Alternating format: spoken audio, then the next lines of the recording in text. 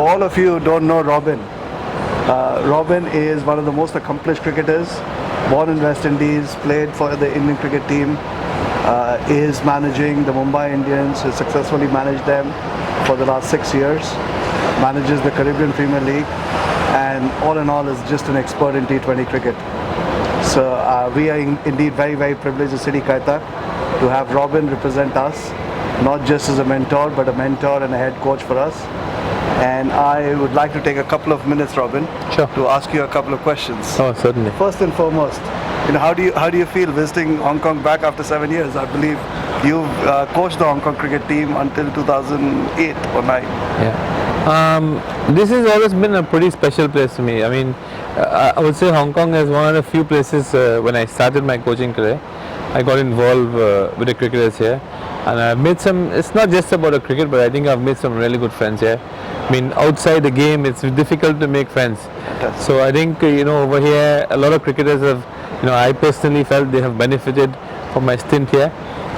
It was nice during my time that they went on to play ODIs, which was a great feeling for most of the guys, including myself for their personal achievements.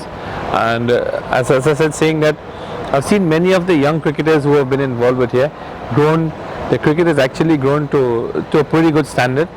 I wish they get a lot more exposure, futuristically, but I think, it's a pleasure being back here. I mean, I must say so. It doesn't feel like I've been here 7 years. Fantastic, and it's not just a pleasure but an honor for us to have you back here as well. Yeah, thank you very much. In general, what do you feel about Hong Kong cricket? As I said, the standard has gone up. They have played a lot more cricket than what was happening in 7 years ago. Naturally, they have got better, but I think there's still a long way to go. I mean, there's a lot more I think they can achieve. Obviously they need the support around, but on average, on a whole, they probably need a lot more facilities, so that they can upskill.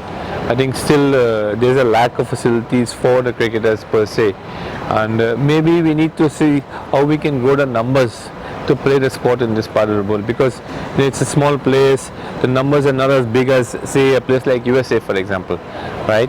So it's important that we have a good crop of cricketers coming through all the time, and I think you have to probably have a system where you consistently will have players playing the sport.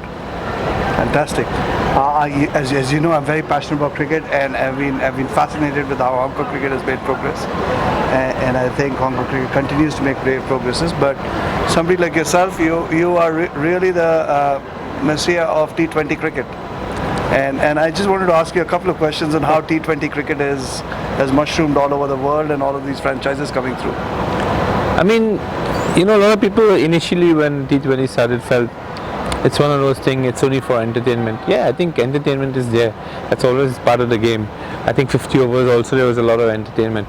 But what is important and what a lot of people don't realize is it's a sort of format where you really have to be skilled to survive in it. And of course, there's a lot of innovation. People do a lot of stuff, the weird stuff compared to what we are taught. But I think, people work 360 degrees, literally speaking, right? The brain thinks in all sorts of directions, and it really has opened up the sport for everyone. Even if a guy is at 40 today, he can play if he's good. It doesn't stop a guy from playing the format, even though it's a fast format. But there is a place for everyone, providing you can execute your skill. Fantastic.